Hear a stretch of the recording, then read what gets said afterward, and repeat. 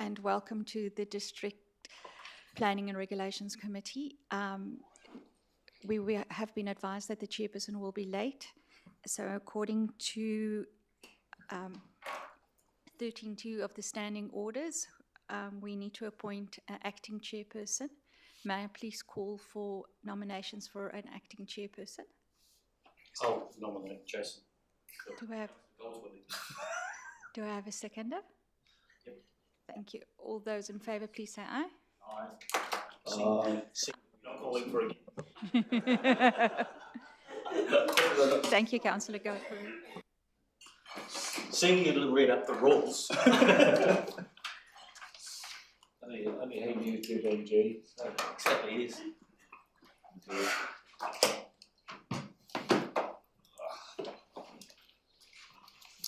We didn't try you with that. No, of course not. Of course not. Thank you very much. Obviously, I need the experience from my colleagues, so you're giving me the opportunity.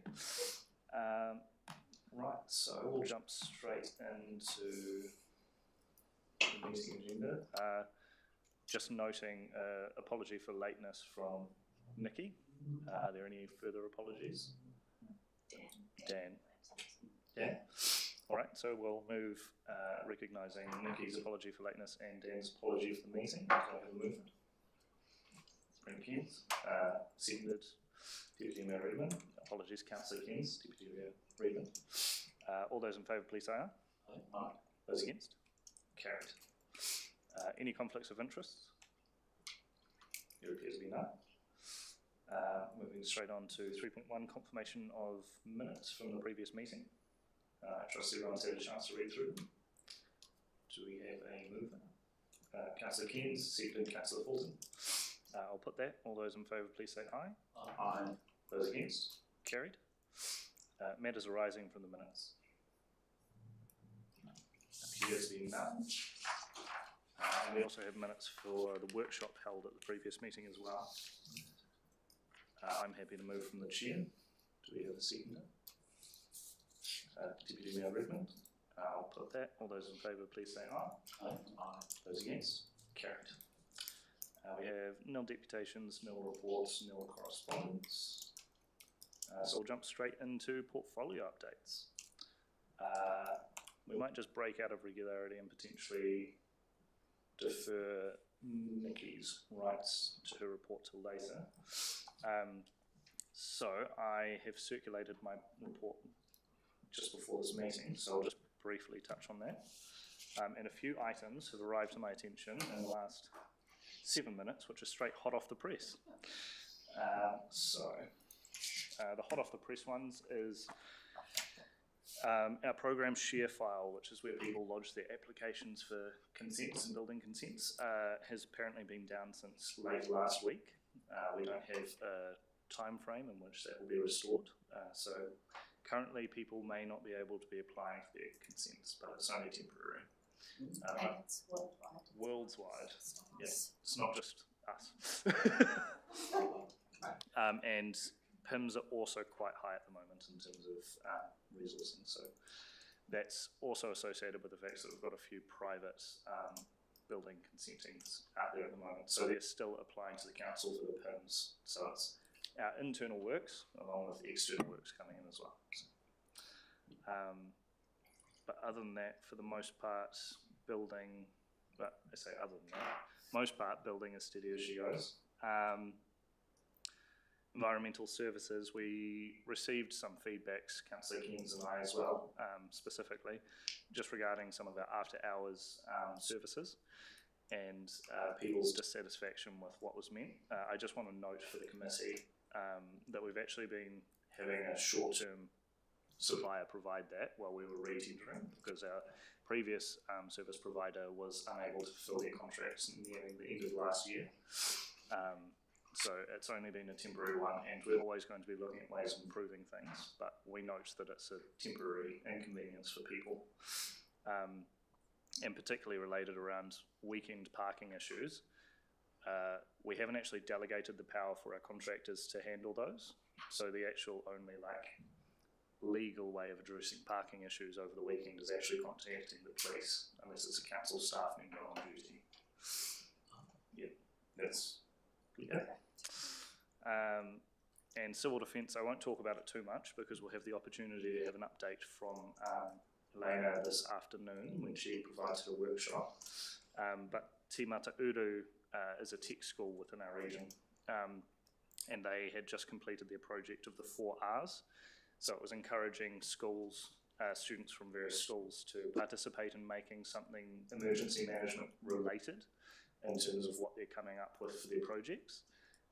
And they just recently finished up and provided presentations to students and parents in the 3rd week of June. But it was made up of 10 schools, and I want to note specifically that that's from the North Canterbury region. It's not just from the Waimakariri district. And it totaled 280 students, which was quite an accomplishment. So we're hoping that that project can keep engaging the next generation in terms of emergency preparedness. And the EOC capability is continuing to grow. The team managed to fit in 11 sessions in the last quarter, and that was attended by 94 staff members across council. So those are probably the highlights, but Elena will speak a wee bit more to what the emergency management team's doing. Councillor Cairns. If I can make a comment, Food Secure North Canterbury ran a hui a couple of weeks ago in both Hiranui and also the Waimakariri at Pines Beach Hall, and Dean did a wonderful job in terms of presenting the civil defence. But I'd like to ask a question with regard to building. Whilst we have a legislative requirement in terms of completing a building consent application within 20 working days, how long do we actually ever measure the total length of time it actually takes to complete a building consent? Because I was speaking to a builder in the weekend, and they were saying it took 8 months to go through the whole process, and he's felt that it was too long. So, a question? I'll attempt this, and you can fix my mistakes if you'd like. So it's not, if you want to imagine, it's a wee bit of a project in a game of tennis. So we receive the application, and then if we seek further information, we put a stop clock on it. And then the clock keeps ticking as soon as the ball's in our court. And then when the ball is passed back, we stop clicking the clock. Is probably the simplest way that I could possibly describe it. But they didn't want to go for solar as well, did they? Because it's something that's exciting. There had been some work a couple of years ago done by Brands, which is the building research organization, that looked at specifically the timelines for building consent. And I don't have the exact figure still in my head because it's probably been at least a year since I've read that, but roughly speaking, council delays on a building consent account for about 9 days. The remaining days are with the designers in responding to requests for further information. So how quickly a building consent is completed is wholly dependent on the quality of the application that we receive. So the less complete applications take a lot longer because we go back with quite substantial RFIs in some instances to get the information that we need to ascertain whether or not the proposed building meets the requirements of the building code. I'll also just note we have been a student group from University of Canterbury, I believe, has recently reached out to us who are doing some research work on requests for further information as well. So we're meeting, Erin is meeting with them this afternoon to help them understand. So they're trying to look at RFIs and what's being asked and how long it takes and those kinds of questions. So I anticipate when they're finished with their research, they will also give us a copy of that, which would be good to have, and we can compare that to the previous research that Brands conducted, and their research was done over quite a wide range of consents.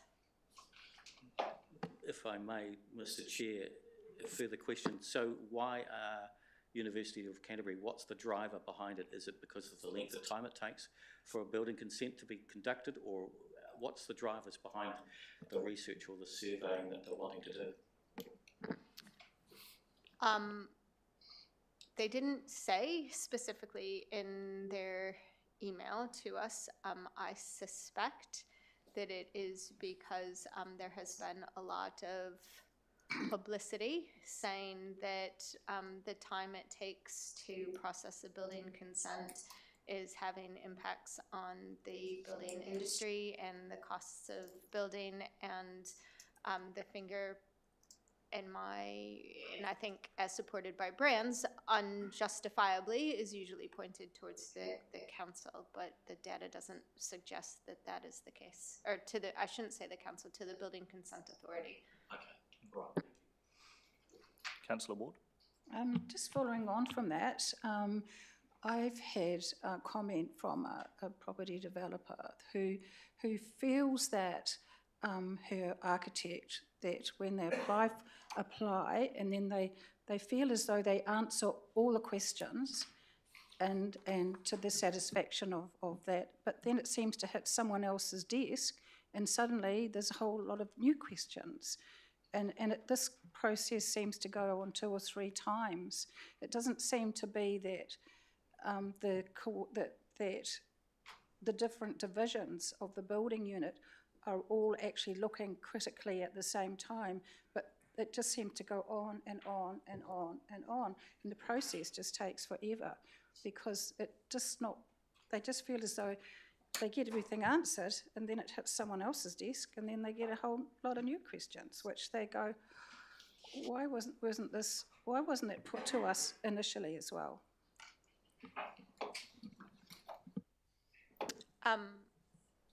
I suppose without knowing the specifics on that, it would be difficult for me to answer what happened with that particular consent.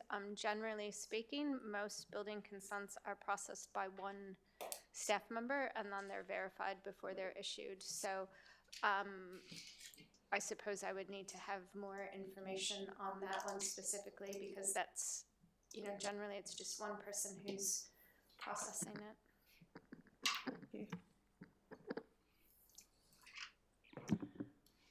Apologies, guys, that I am late with reason this time around. I was trying to get my bearings of whereabouts we are. Portfolio updates, are we?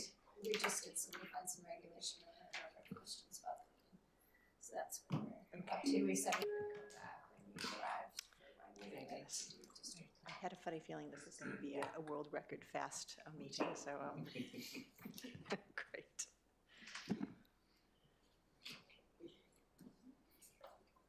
If this is going to be any longer to boot up, So then we could go to. we may just go to the business promotion and town centers if you would like. Or Yes. Please. Councillor. Questions? No further questions? Yes, further questions. There are more questions. All right, carry on. Madam Chair, your predecessor Very efficient.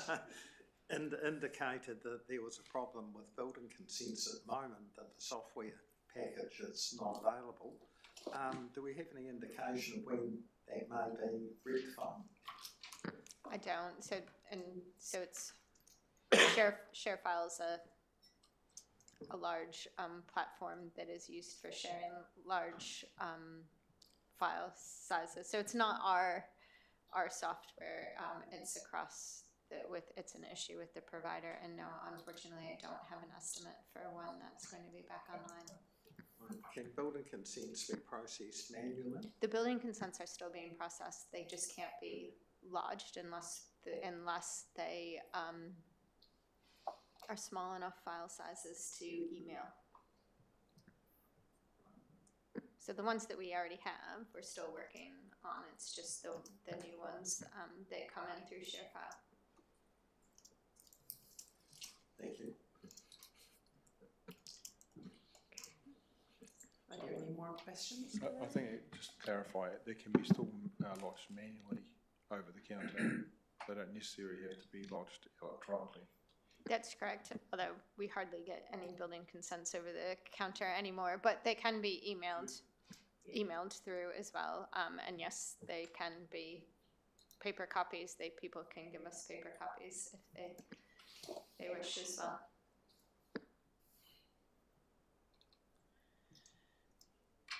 Any further questions? No, okay, well done. And thank you for being very good hands and very efficient. I just needed the practice, Madam Chair. And apologies to Councillor Fulton, I would have had you do this, but I figured the agenda was fairly heavily weighted towards Councillor Goldworthy's portfolios, so it seemed to make sense to have him sit in the chair for this one, but no.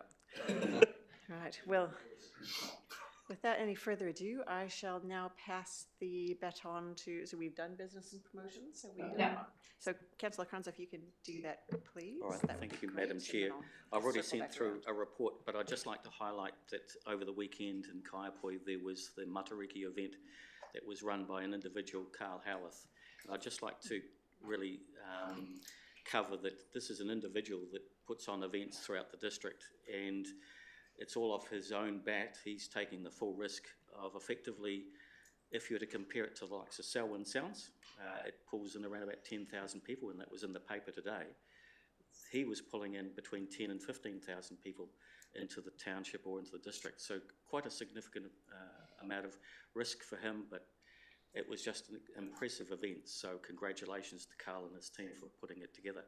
The other point that I actually also have highlighted in the report is that there were over 50% of people that came from outside of the district to this particular event.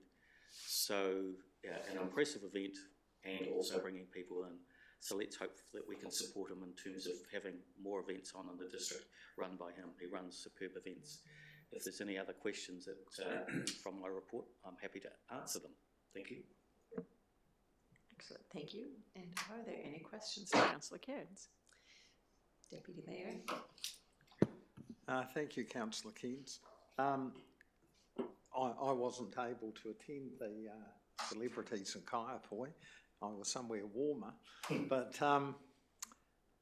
I did receive at least 2 emails from residents complaining about disruption, noise, fireworks affecting pets and all sorts of things like that.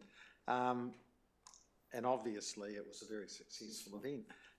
My question is, will there be a review or sort of post-mortem of what could be done better, or, you know, was it too long having it over 2 days? I mean, with the lighting, you obviously need that over a reasonable period to make it worthwhile.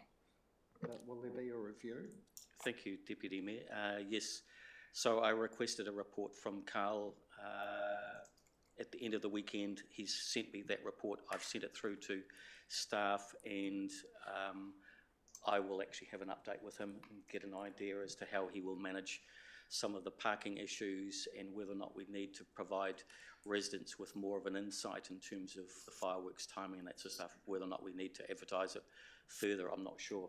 But what surprised me is that people were still bringing dogs to that event when they knew that there was actually going to be fireworks on at 7 o'clock both Friday and Saturday night.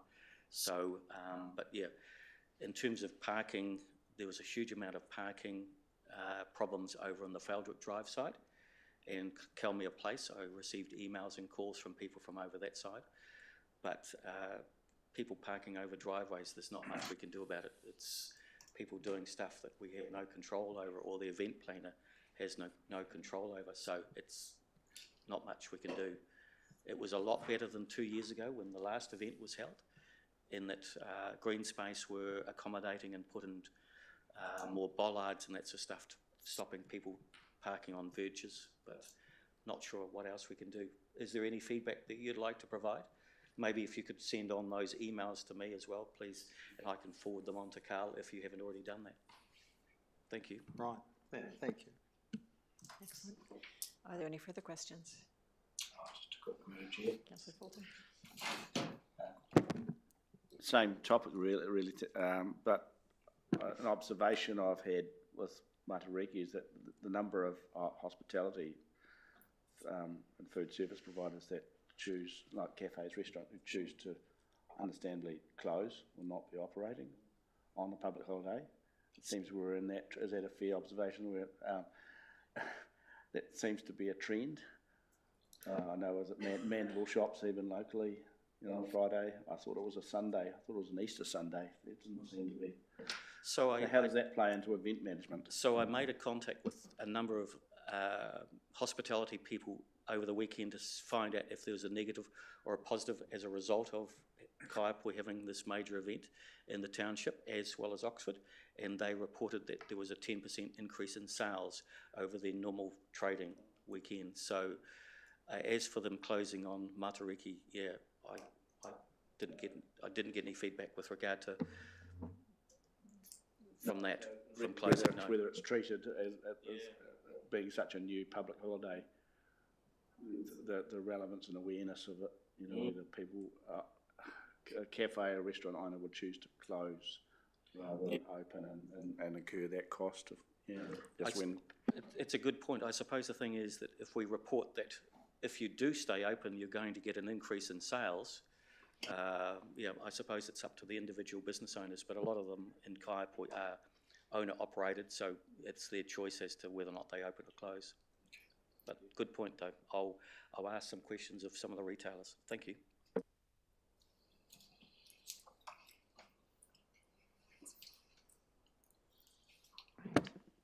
Thank you. And are there any further questions for our very popular portfolio holder here?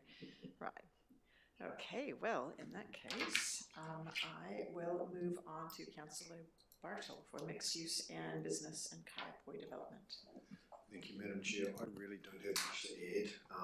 Things have slowed down somewhat, and as we're then going into some pretty some negotiations and working through all the relevant issues, I think most of you have got sort of some heads up of where things are at from the private meetings. But in a public forum, there's certain things that we can talk about and some we can't. And at the moment, I think, there's not too much I can add. Thank you. Thank you for that, short and sweet. And are there any questions for Councillor Bartle? No. Okay, so thank you for that, Tim. I will circle around back to district planning then, now that I've got all my papers in front of me properly. I just want to update you guys on just a few of our more well-known consents and that are before council. So the Woodstock landfill, you guys are probably aware, but the draft conditions are being prepared by the appellant, and it'll be about a month or so before they're back with us for input. So for that landfill consent to be finalized, that's still a good couple months away. So because there's still a bit of a process going there, so we don't really know exactly what that's going to look like in its final form with the conditions. So that's kind of a watch this space situation. And then we also have White Rock, not to be confused with Woodstock, which is in Loburn. And at the moment, they are doing their, you also may be aware that they had applied for a referral to Fast Track, which they had been declined originally for.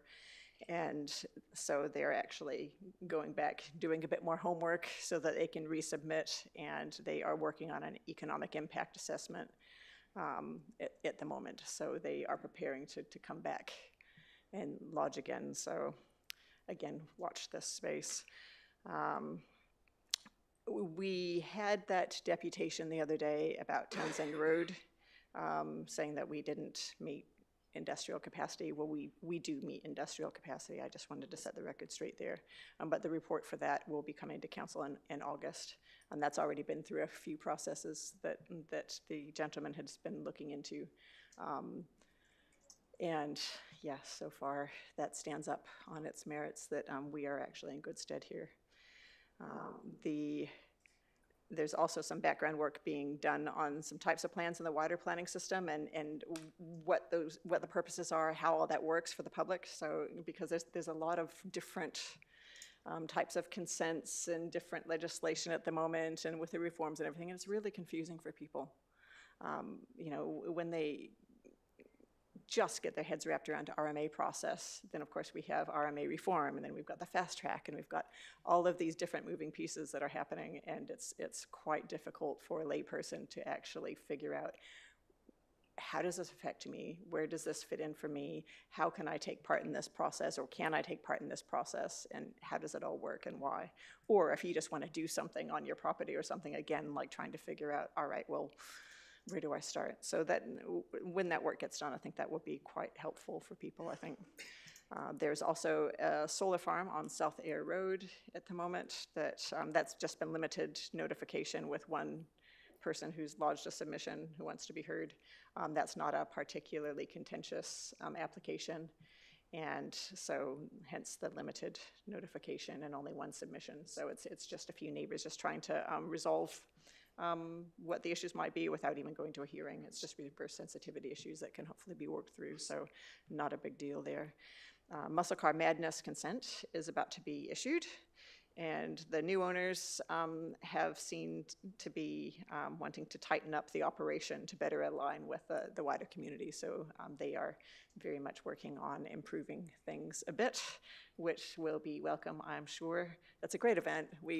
Everybody enjoys the event, but there are a few rough patches that would be good to work through. So I really welcome them looking at those issues so that we can have a better event in the future. So,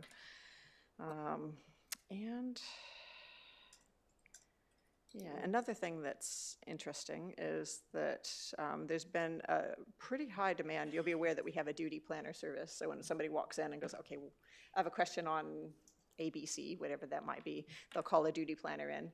And the demand for that service has been really high. So they normally just roster people on to fill that slot on certain days. But because the demand's been really high, it's difficult for those planners to then go through their workload of the consents that they're working on. So to deal with that, we're looking at creating a team to handle those kind of queries, and looking about how we can better manage the time spent doing that, and including helping agents to set up pre-application meetings and whatnot, and perhaps charging for those. And I think it's going to be higher once we get that higher demand, whenever that transitional consenting framework is in place. So right now, again, we are between worlds of consenting. So I think that if the demand is high now, it's only really going to escalate until the new framework is brought in and settles in. So I think that'll be a really good customer service initiative, and it will also make things a lot easier for planners to actually get on and do the work that they're already very busy doing. So I think that will be a really positive thing. I think by and large, and just with regard to regional spatial planning, which, as you guys also would be aware, we need to sit down with our Canterbury neighbors and work out a regional spatial plan. So at the moment, they're really just looking at the governance arrangements for that. So they've agreed on a governance committee at the Mayoral Forum, and the secretariat arrangements and all that sort of thing. But right now, it's, they're really just kind of working out the details of how that's going to work. And then there'll be, and also just to note that there is a difference between non-statutory plans like the GCP spatial plan, which isn't a statutory plan, and then our plan, which is statutory, the district plan.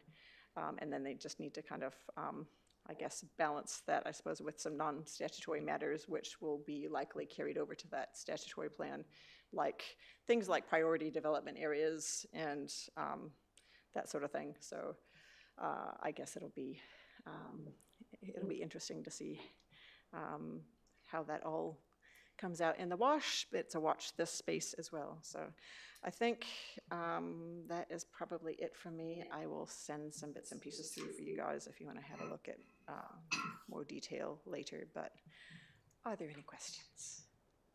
It's a very busy space. One particular. Just since you raised the issue of the solar farms, I noticed, as you would have, the one at Swannanoa, they've recently put up some shielding sort of fence The number 10, at Swannanoa at the number 10 road. Yeah, yep. On Tram Road, yep. I'm not sure what the consenting conditions were like, but there was a clear provision in the hearings that I went to about the trees were going to be substantial, that they're going to grow up, that they're going to sort of visibly shield the farm. There was going to be mitigation of glinting.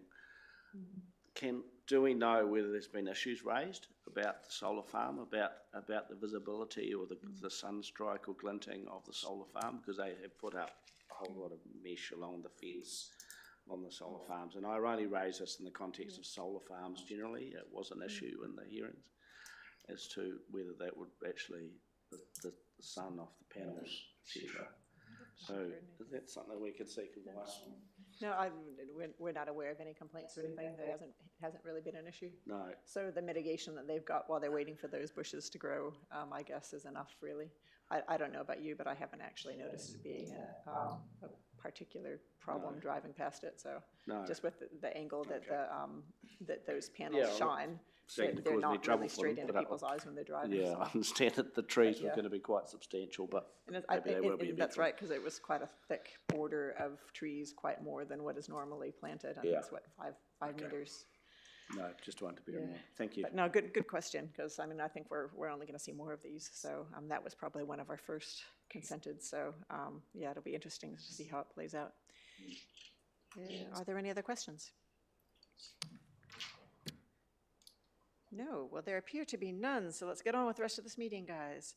So item 8, we've got a report referred from the Rangiora-Ashley Community Board. You'll note that the report looks suspiciously familiar to the one you saw this morning at UNR, except for we are being asked a different question about it. So step right up, Micah, and tell us about the Thank you, Madam additional Chair. item that we are looking to consider today. For that intro, I'll keep it very brief and take the report as read. As you quite rightly say, many of you have already considered it earlier today in the context of the UNR committee. So this report is referred to you from the Rangiora-Ashley Community Board. That board has already approved that plan for the Blake Street car park reconfiguration project, which creates 47 additional parks, as well as a bunch of other things that are detailed in the report.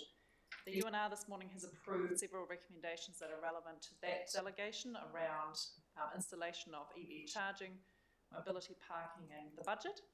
And there are a few recommendations that are now relevant to this committee this afternoon that revolve around approving the establishment of a P120 minute time restriction to the new car parks created together with the mobility parks in that place. And that time restriction is considered appropriate for this prime location to continue to encourage town centre turnover. I'll just let Aaron update briefly on the timing of that construction that's referenced in the recommendation to the report, and otherwise we'll just happy to take your questions. Yeah, so just as I mentioned at the UNR meeting this morning, originally this project had been fast-tracked in order to coordinate with other projects that are happening in the town centre, and currently underway and planned for early 2027.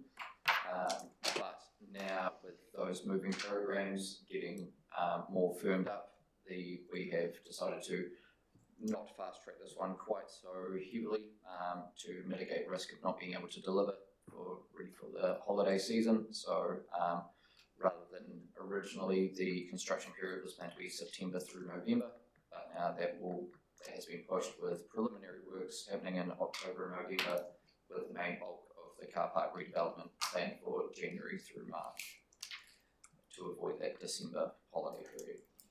And with that, we're happy to take any questions. Thanks, Heike and Aaron. First question, Brent. Thank you, Madam Chair. Thanks, Heike. In regards to, we had the drop-in session some time ago with the business owners talking about car parking in the High Street area, and Blake Street was included. And some of the business owners were keen to see longer-term car parks, or in fact that they would like to rent some longer-term car parks for not only themselves but also the likes of hairdressers. Has this been taken into consideration with regard to the 120-minute car parking, or is there opportunities that we can offer this service, or is this something that we just don't do? In short, yes, it has been taken into consideration by way of this being a project that is a short-term implementation project of the parking management plan. That has also included a project to review time restrictions across the town centre, so that's something that will be happening shortly in parallel, and we'll be having conversations with this committee as well as the community board on those. We did note that there's P180 car park at just the town hall here, and the P120, just given that that particular off-street car park is experiences among the highest occupancy across the whole of the town centre, was considered suitable for continuing to encourage that turnover and therefore supporting business activity. With regard to lease parking opportunities, that is something that comes up from time to time alongside requests for leasing council off-street parking land for the likes of bin storage. It is a matter that the UNR considered last year and made a decision around protecting that land for continued community use, so as not to reduce the level of service to the wider community. There are car parking leasing opportunities in adjacent privately owned land, and for the longer term, the parking management plan does include a implementation project that looks at all-day parking opportunities come the longer term of around 2040, when that parking model tells us that the demand is really exceeding the supply and starting to cause issues in the key zones of the town centre. Thank you. Councillor Powell, you had a question? So has the impact of having no time restriction on the mobility parks been considered, in terms of turnover of those parks and the number available for those with mobility permits? We did raise that as part of the project team when we put this together. At the moment, for the time being, we thought we would match what's currently the practice, which is that the mobility parks are essentially unrestricted in terms of time. The roading team does have a project to re-look at the time, the parking schedule once the parking bylaw has been adopted, and should the committee then decide that we need to time restrict the mobility parks, perhaps that could then be done comprehensively across the town centre for consistency. Supplementary question, Chair. So is it just Blake Street where the mobility parks are not time restricted? I understand the mobility parks are not time restricted at our off-street parking areas, according to the Environmental Services Unit. They are in the Rangiora Service Centre car park, and they are, I believe, in the Town Hall car park. Do you have anything to add there, Shane?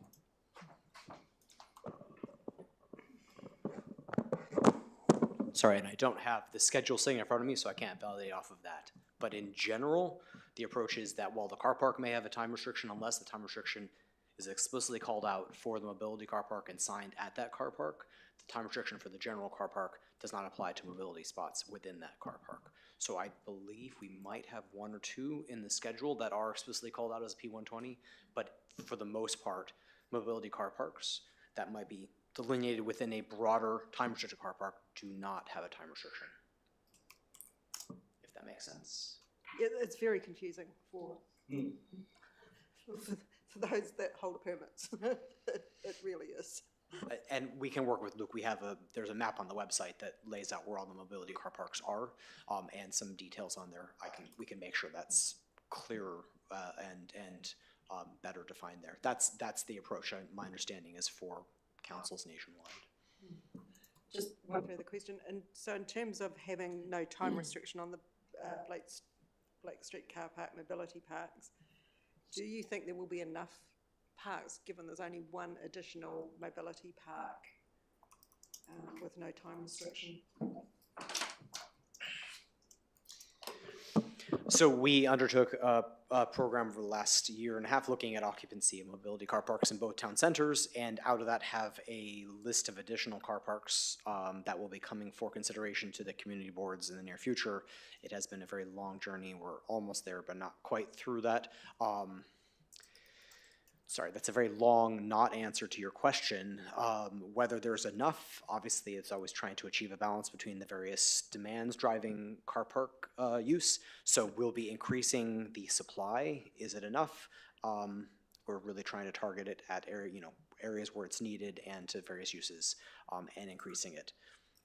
It's an interesting balance to strike. So there will be a report coming through to DPRC to discuss consultation on that, hopefully in the next month or two. I have some finishing touches still to put on the 2 town center reports for that. Right, thanks for that. Are there any further questions? There appear to be none. I guess it's fairly self-explanatory-ish. So we've got a series of recommendations here, guys. Does somebody want to move? Moved by Deputy Mayor Redmond, seconded by Councillor Goldsworthy. Would you like to speak to the motion? Just to say briefly, this together with some other matters were considered at UNR this morning. So it seems logical to keep the 120-minute restriction. It's not an all-day park for people working in nearby shops. As far as the mobility parking spaces are concerned, I've never parked in one. I'd like to on occasions, but I've never been game enough to park in one. I don't know whether they're normally unrestricted or whether they should also have a time limit. I guess restricted drivers, they just have mobility issues.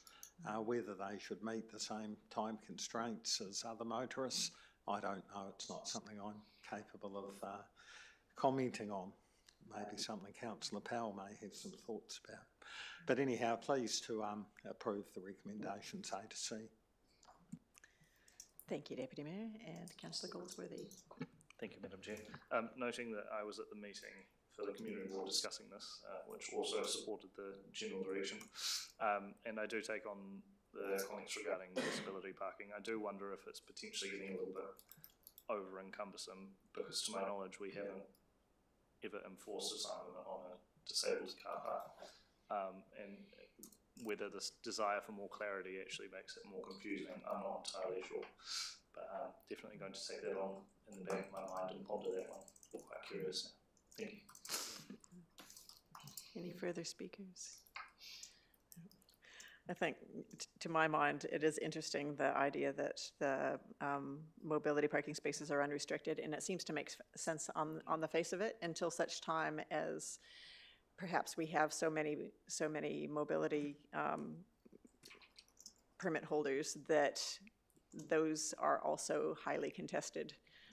If people are appropriately parking in the spaces that they are permitted for, and we don't seem to have enough of them, if somebody's parking in them all day long, then I think, we could go and look at it at that time. But it doesn't seem to have ever been a problem in the past that anyone seems to be aware of here. And it does, to my mind, make sense that, given that the Blake Street car park has always been a 120-minute limit, that it makes sense that the same limit is extended to the new car parks. It makes it more legible for the public to understand what they're driving into and what the expectations are, rather than changing it. And so that makes perfectly good sense to me. So would you like a right of reply, Deputy Mayor? No. Right. Well, in that case, I shall put the motion. All those in favour? Aye. Opposed? And carried unanimously. Thank you very much.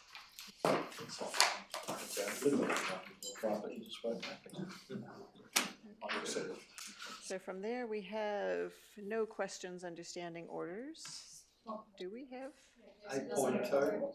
Do we have an 8.2? Oh, sorry, the pedestrian refuge. My mind skipped. Okay, sorry, we have Shane. Sorry, Mr. Binder, please pull up a pew.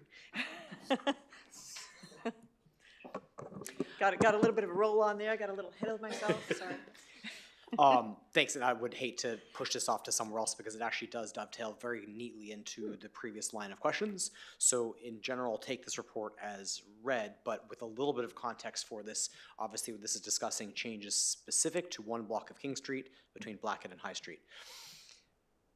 In parallel with this, there is a car park across the street on the east side in front of the North Canterbury Wellness Trust that we are proposing as part of this mobility car park program for conversion from a standard car park into a mobility car park. Once we get the report across for that consultation report will come to you as well.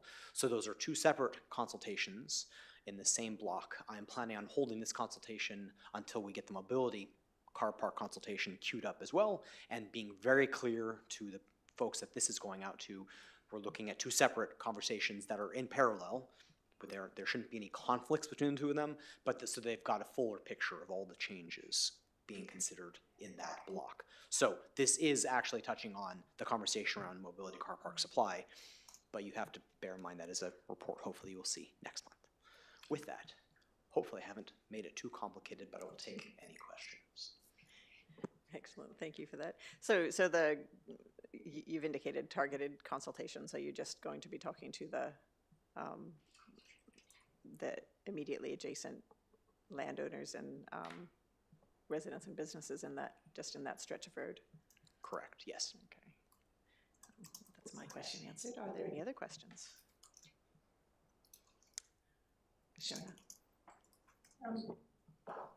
So you talk about targeted, but then it says it will also include an online information / survey form for wider public feedback. So it is targeted, but you are accepting wider feedback. Is that right?